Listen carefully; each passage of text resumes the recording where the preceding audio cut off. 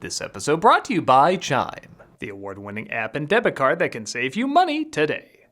It's 1996. Fantasy films are garbage, but CGI is hot right now, and we want to exploit it. So we bring you DragonHeart, starring Dennis Quaid as the Brave Knight and Jeff Goldblum as the Dragon. I don't want to kill you. I never did. If I wait around for the next sword swinger, thirsting to cut out a reputation out of my hide, wow, what a run-on sentence. What am I reading for again? A dragon? Oh, no, wow, this is awful. I know what awful is. I was in powder, telling someone was doing while they were writing this. With Holly Hunter as the Dragon. When you squeeze the nobility, it's the peasants that feel the pinch. Is that Shatner's toupee? What was that? Shut up! Gladly, this script is dog shit. With Samuel L. Jackson as the Dragon. So it was f***ing you who killed the motherfucking starred one. How much motherfucking gold did her motherfucking carcass put in your motherfucking purse, motherfucker? What? There's no swearing in this. Oh, f*** no, I'm out of here. With Sean Connery as the Dragon. His blade defends the helpless. His might upholds the weak. That's the funniest one of all. Oh, that isn't part of a comedy sketch? Wow. What the f***, 1996?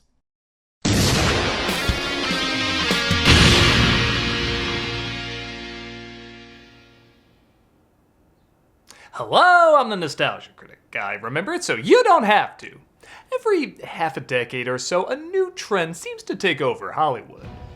From westerns to sci-fi to disaster films to superhero films, it's usually a genre that for a period of time seems to dominate the market. And for a while, that genre was fantasy. Lord of the Rings, Harry Potter, Narnia, these franchises were big money for a good period of time. While these genres did exist long before they got insanely popular, it's not hard to see why they weren't always insanely popular. True, there was a strong film here and there, but before fantasy films were Oscar winners, they were DragonHeart.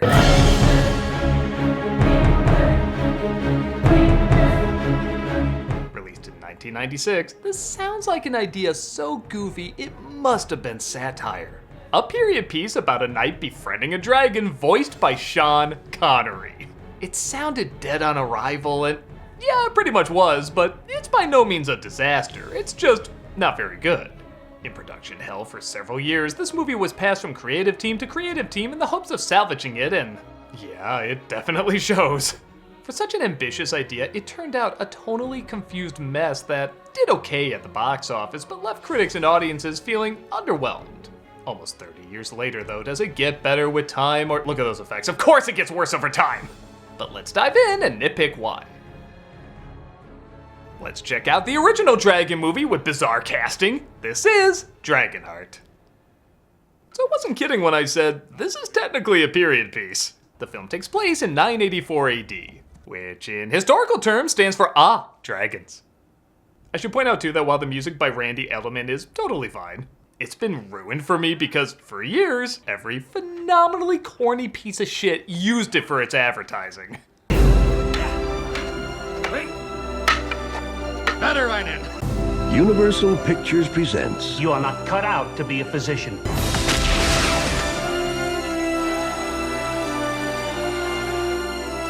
Comes a story of the power of friendship. Sanga isn't a killer, nor is Kamal.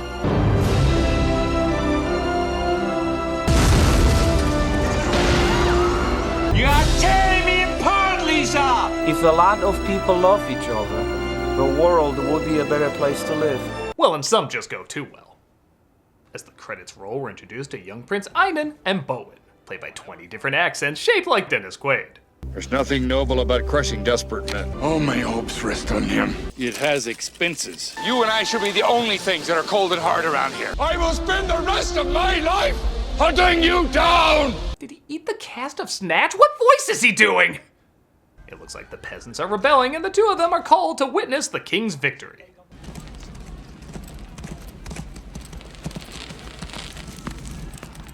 Okay, now I can see why the Burning the Village music in Conan was so epic. Without it, it's pretty dull. No! Yeah, if you came out before he burned the town, you'd have, well, a town, but I guess it still works. The king is slayed and his son rushes out to save his crown. Die! It's mine! Dude, it's not a controller for Dragon Ball Fighter, it's your friggin' dad! But his actions catch up with him.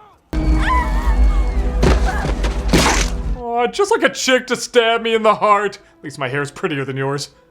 Bowen brings him to the Queen, played by Julie Christie, who has an idea about how to save him. Knight is sworn to valor. His heart knows only virtue. Kid, you're the prince, you're the next in line, you don't need to hold on to that! What do you think if you grab it and say, king, king, king, that instantly makes anyone who holds it the ruler?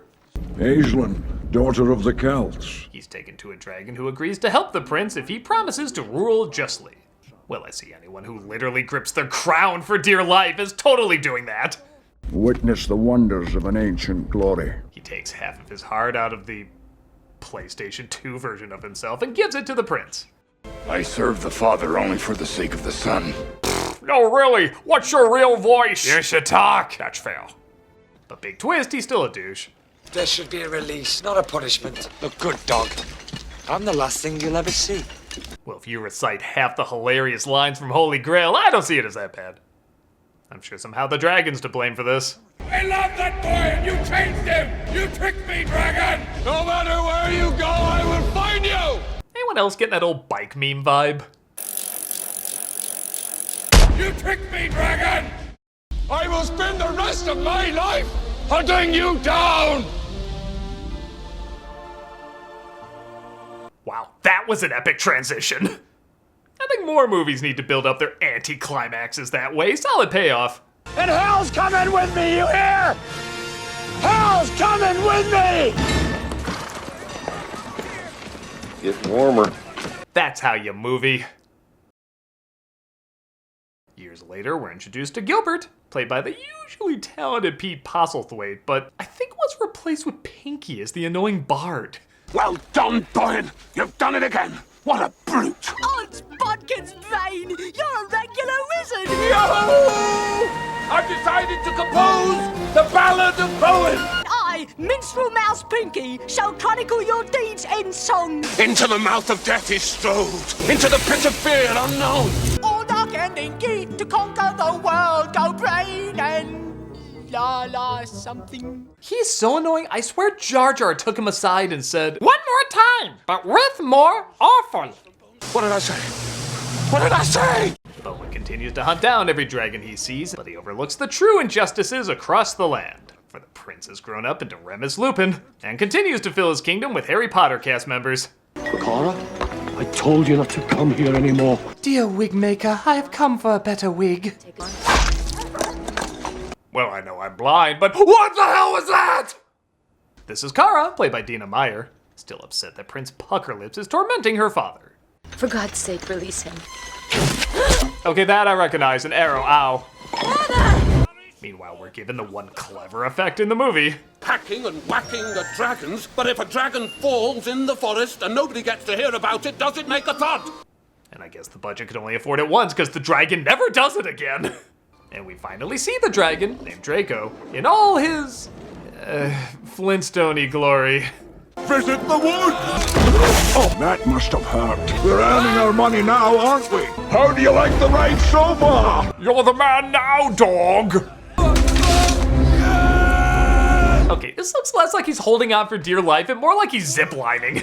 I'm looking for a sign that says you must be this tall to ride the Iron Draco. Haven't had this sort of challenge in some time. You're likely to again. Don't make me smack you like all the lady dragons in my life. I will not stop until I've rid the world of every last one of you. I am the last one. I did it! I'm the Highlander! Draco tries gobbling him up, but Bowen's sword stops him from closing his mouth. Can you get your buttocks off my tongue?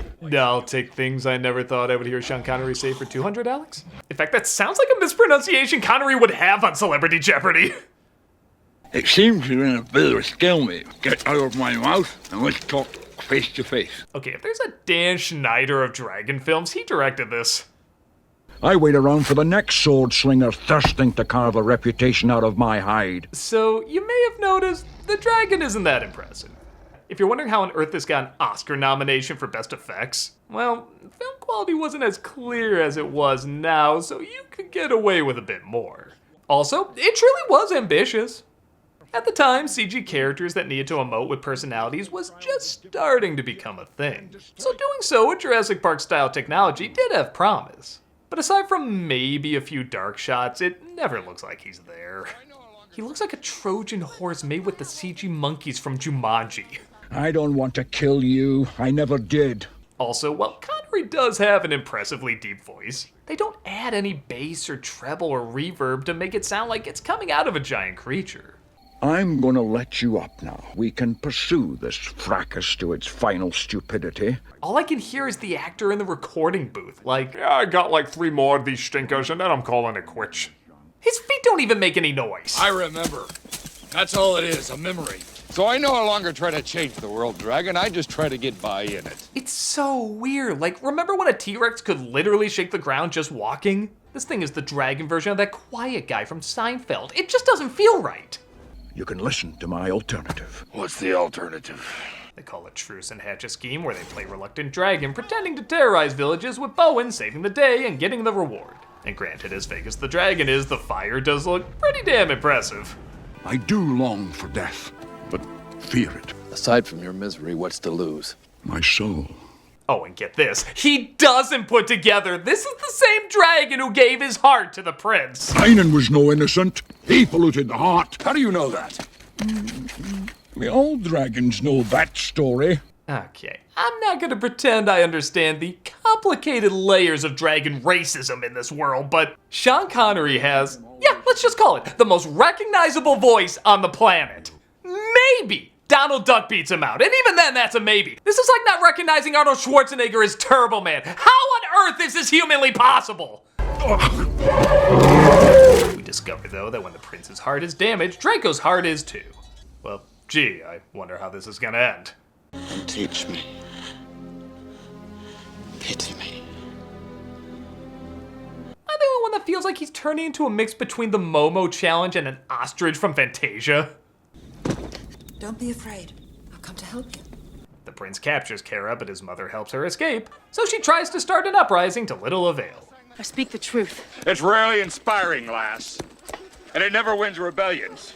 But it will stretch necks. Is he a Scottish, Irish pirate? What accent is he doing? Once again, they scam the town as Bowen looks for compensation for trying to defeat the dragon. Of course, there are other ways. Perhaps you'll part with one of your precious daughters instead of gold. Our hero, folks.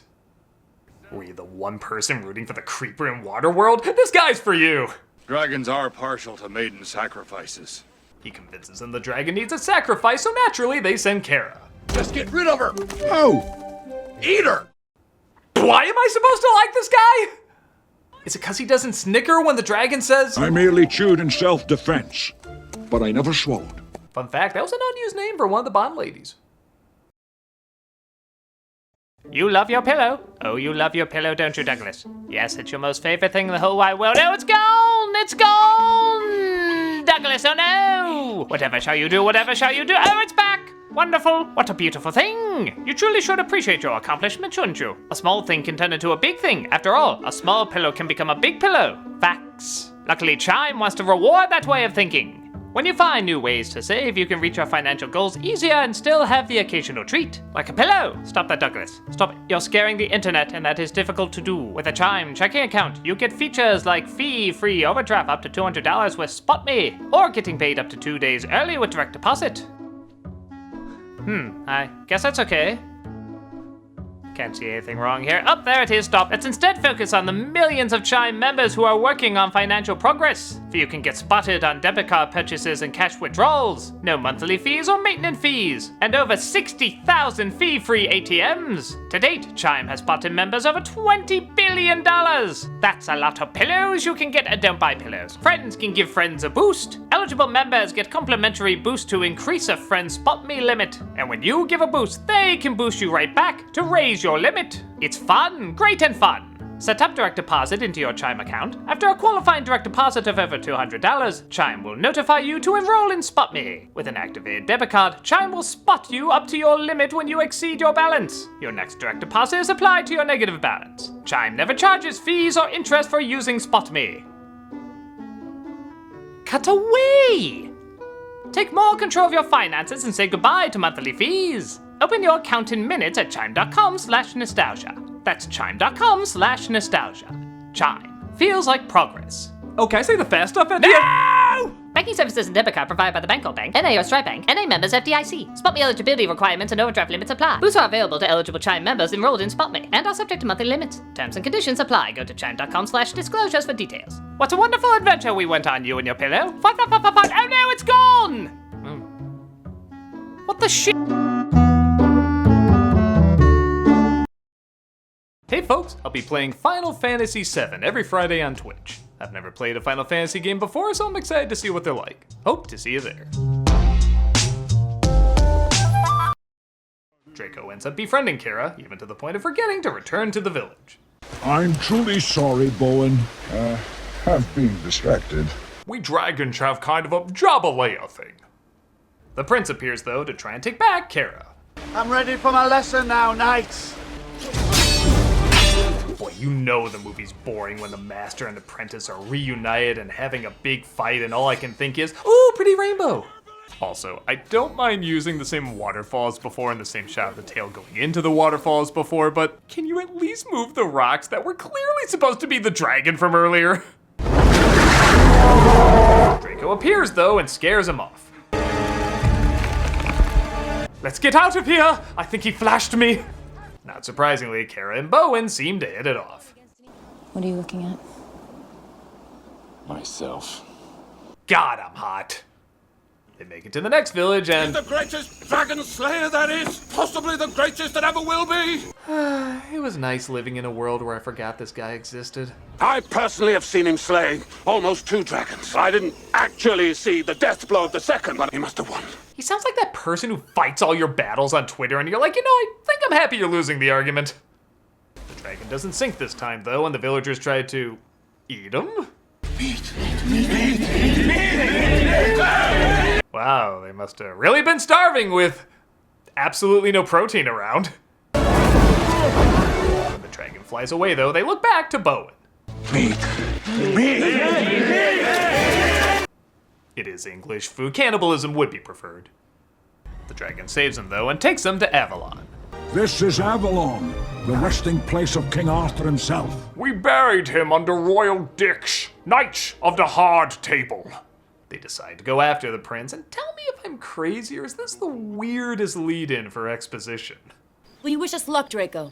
Long ago, when man was young and the dragon already old, the night became alive with those stars. I just asked if you wish us luck. Where'd the astrology lesson come from? When we die, Bowen finally figures out that Draco was the dragon that saved the prince. And when I say figures out, I mean he literally tells him.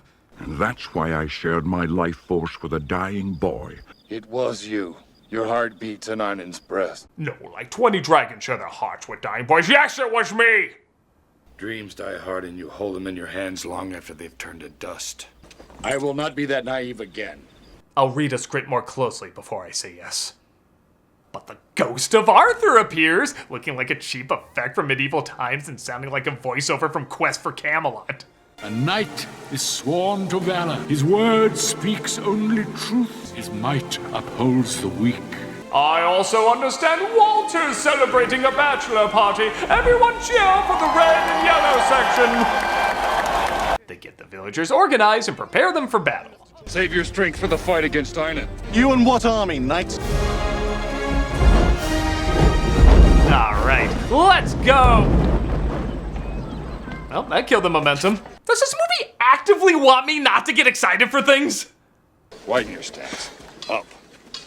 Down. I technically killed the prince the first time. Instead of teaching me how to fight, I should be teaching you how to fall.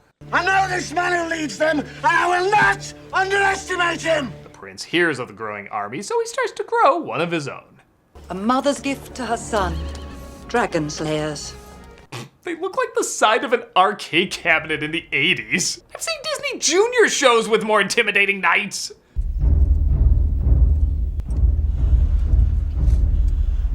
Why does he always look like he's about to lay an egg?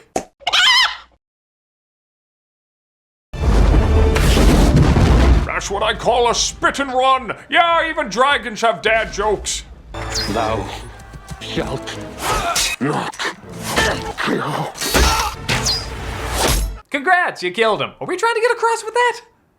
Actually, it hurts the dragon but doesn't kill the prince, as Draco just so happens to have given him the stronger half of his heart. No, he got the upside, I got the downside.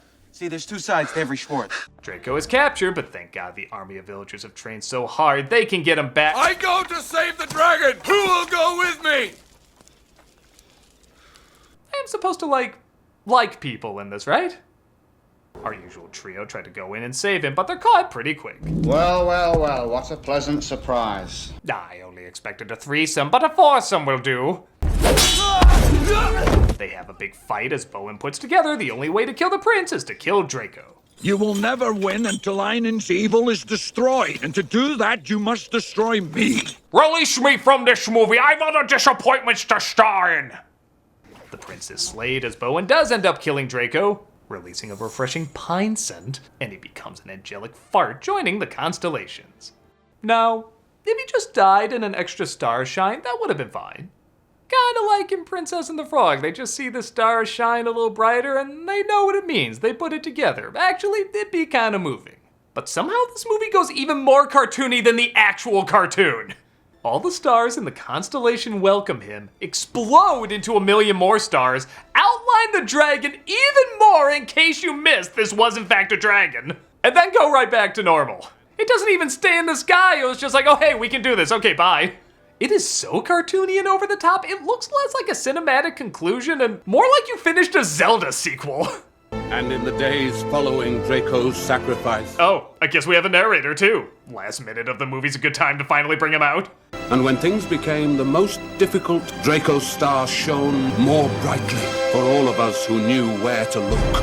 How's it shining now? Because this wasn't the easiest flick to get through. So like I said, it's not awful, and honestly with this idea and casting in 1996, it should have been awful.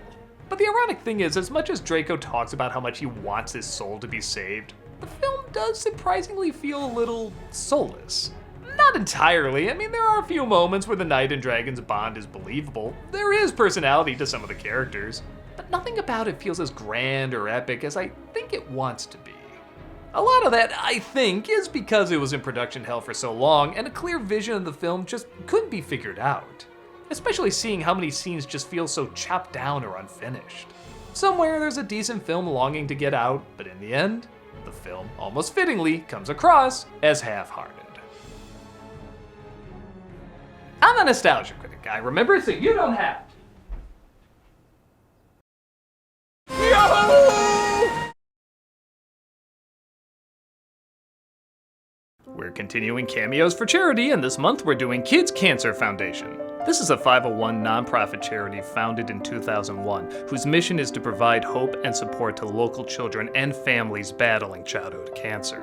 They accomplish this by providing compassionate, easily accessible, supportive care services. These are really great people who do really great things. So if you want a cameo from me saying happy birthday or good luck or whatever, click on the link below and be giving to a good cause. And if you're like, screw you, I don't want a cameo from you, well, consider giving to this organization anyway. Whatever you decide, give them a look and do your best to show your support.